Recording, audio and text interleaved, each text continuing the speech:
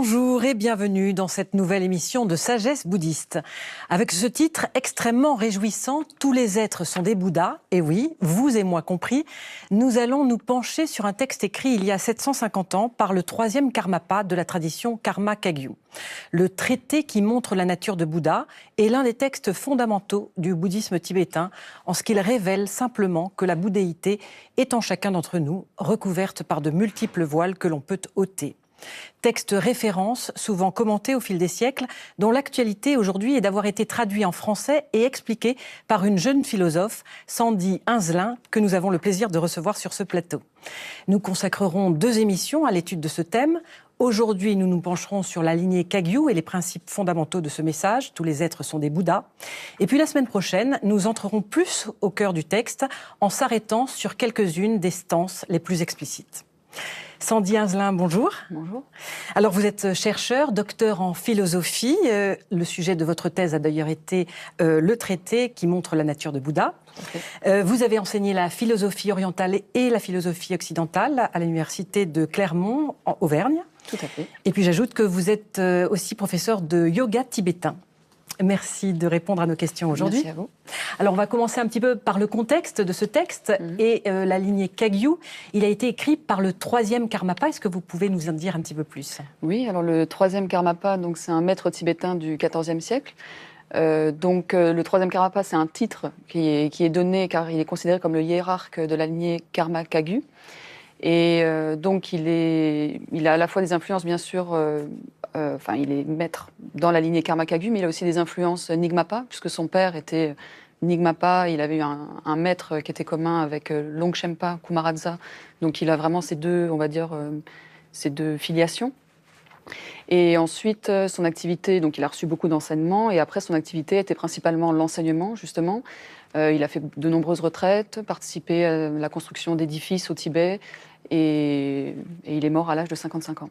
Alors, quelle est sa notoriété dans cette école ? Parce qu'on peut se rendre compte qu'il a été commenté à plusieurs reprises au Tibet. Et encore aujourd'hui, dans les centres tibétains actuels, les textes du troisième Karmapa sont beaucoup étudiés. Alors les textes, vous dites les textes, ça veut dire qu'il a écrit beaucoup ? Est-ce que vous pouvez citer quelques-uns de ces Alors il en a écrit plusieurs, et les textes qui sont les plus étudiés aujourd'hui, ou qui sont proposés en tout cas aux personnes qui s'intéressent au bouddhisme tibétain. Donc bien sûr, il y a le traité qui montre la nature de Bouddha. Il y a aussi un traité qui s'appelle le traité qui distingue la conscience ordinaire de la conscience primordiale, faire la différence entre la conscience ordinaire et la sagesse. Il y a aussi la profonde réalité intérieure. Et celui qui est peut-être le plus connu, c'est les souhaits de la Mahamudra. D'accord. Alors on va s'arrêter sur le traité qui montre la nature de Bouddha. Oui. Comment se présente-t-il ? Comment se présente-t-il ? Alors il est très court. Il est court, mais il est très dense. 51 stances, donc en tibétain, ça tient en 3 pages. Et c'est un style très... c'est un traité qui nous invite à méditer, surtout. C'est pas trop spéculatif, c'est vraiment, on va droit au but.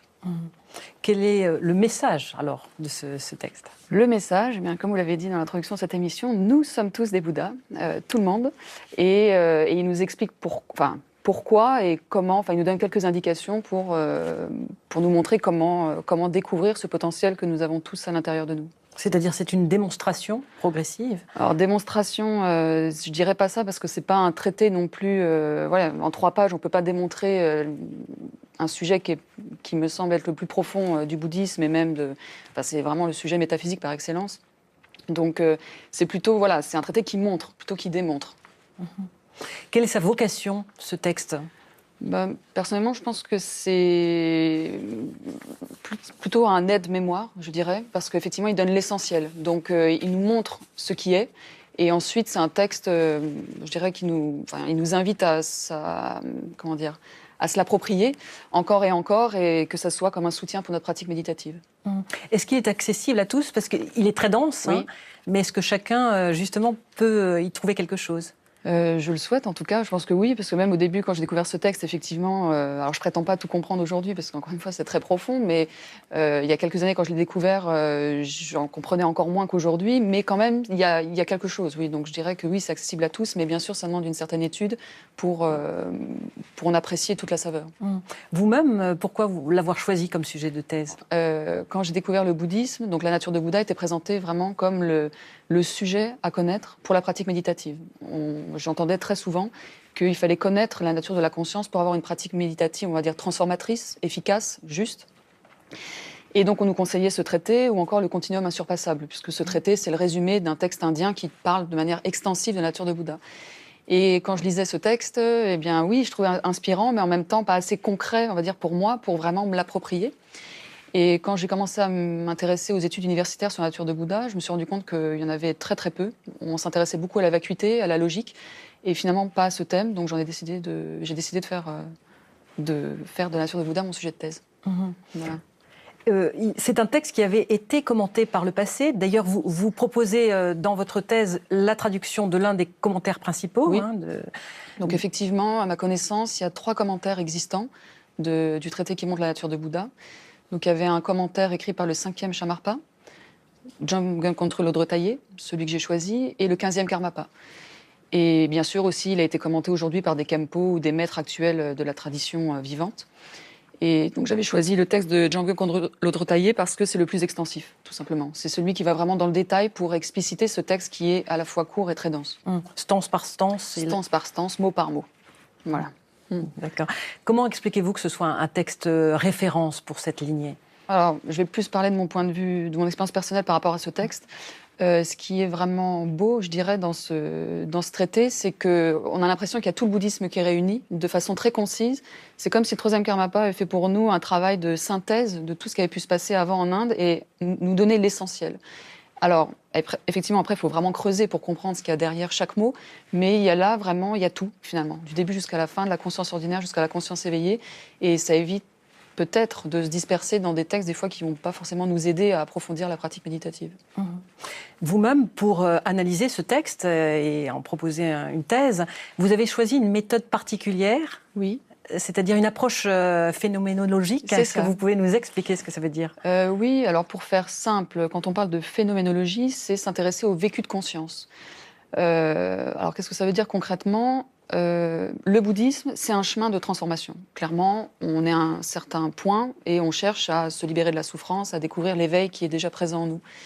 Donc, il y a une transformation de la conscience au fil du chemin. On passe de la conscience ordinaire à la conscience éveillée.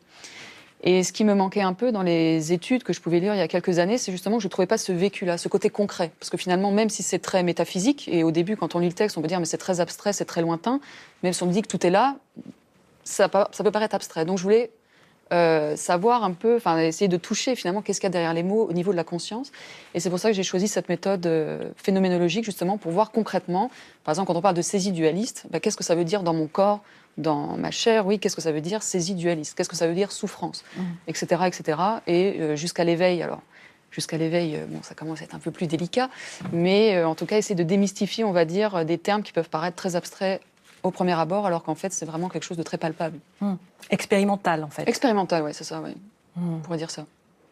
Quel bienfait ce texte peut-il avoir sur ceux qui en prennent conscience et connaissance, tout simplement ? Comme d'autres traditions, je dirais, c'est un rappel que déjà, il y a la source de la satisfaction, elle est en nous.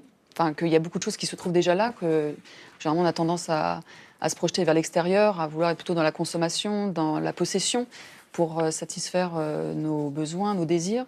Et donc déjà là, c'est un rappel que bon, il y a beaucoup de choses qui sont déjà là, et il n'y a pas grand-chose à faire. Enfin, il n'y a pas grand-chose à faire. Il faut quand même creuser, mais c'est là. Et oui, je pense que c'est un des principaux bienfaits. Et puis après, effectivement, quand on se développe de plus en plus sur le chemin, on développe différentes capacités qui peuvent nous aider, d'aider autrui aussi. Donc, quand on voit la souffrance actuelle, d'avoir des gens qui peuvent aider, c'est quand même très réjouissant.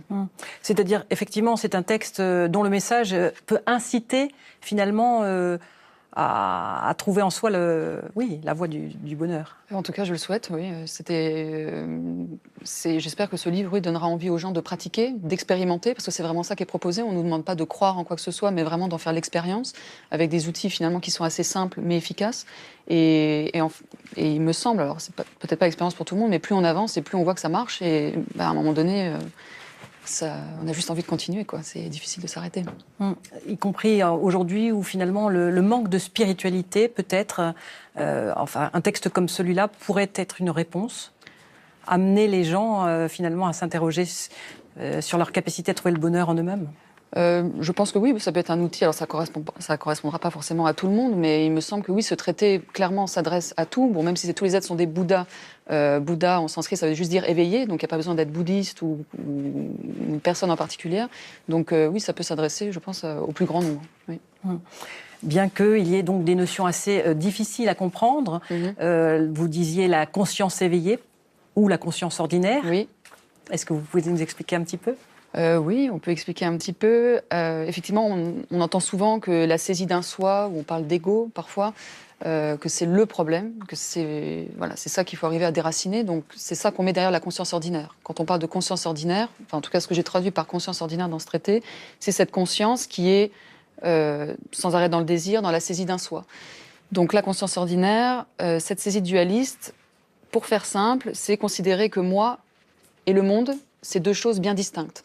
Donc, il n'y a pas vraiment on ne ressent pas forcément une certaine interdépendance, on va dire, entre moi et l'autre. Et même parfois, il y a une dualité avec soi-même. C'est-à-dire qu'on n'est pas forcément en contact avec soi-même. Donc, cette conscience ordinaire, pour le présenter de façon simple, c'est ça. C'est cette distinction très claire, cette séparation, voilà. Et un côté très superficiel aussi, c'est-à-dire qu'on voit que le côté superficiel des choses, il n'y a pas du tout un regard profond. On ne voit pas en amont, à la source des choses. Et la conscience éveillée, forcément, donc c'est l'inverse, c'est-à-dire c'est une conscience qui peut voir à l'origine des phénomènes, qui n'est pas du tout à la surface, qui voit la profondeur de chaque chose et l'interdépendance de tous les phénomènes. Oui, c'est ça. Qui amène à au concept clé de l'interdépendance, l'impermanence du bouddhisme. Oui. Et après, donc dans ce traité, il donne quelques indications sur cette perception d'un être éveillé, parce qu'il y a beaucoup de choses à dire. C'est pas seulement percevoir cette interdépendance, mais il y a beaucoup de qualités qui sont associées à l'éveil et qui sont décrites à travers ce qu'on appelle les 5 sagesses. Est-ce que vous avez étudié ce texte en tant que philosophe, avec des outils, disons, de recherche contemporaine et scientifique, ou en tant que pratiquante bouddhiste ? Alors, comme c'est une thèse de philosophie, c'est mieux d'utiliser des outils propres à l'université. Donc, c'est ce que j'ai fait, en me basant essentiellement sur les textes. C'est essentiellement ça que j'ai fait, finalement. C'est m'appuyer sur les textes traditionnels, les commentaires de philosophie que j'ai pu trouver. Et après, bien sûr, comme moi-même, je pratique la méditation depuis plusieurs années, il y a mon interprétation personnelle qui vient... qui vient colorer ce que j'ai écrit.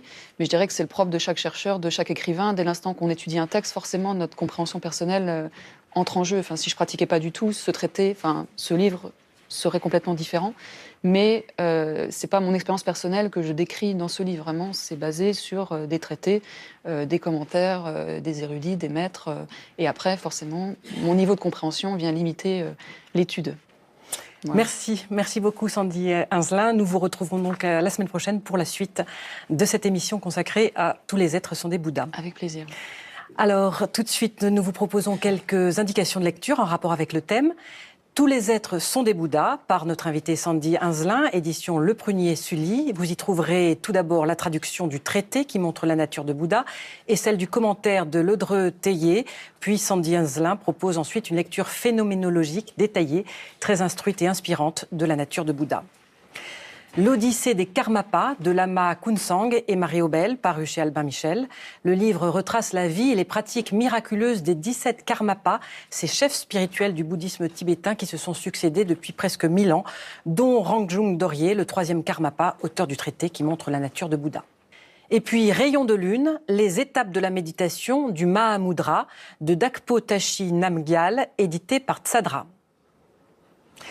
L'émission se termine, vous pouvez la revoir toute la semaine sur le site de France Télévisions, francetv.fr. Merci de nous avoir suivis. À la semaine prochaine pour la suite de cet entretien. Très heureux dimanche.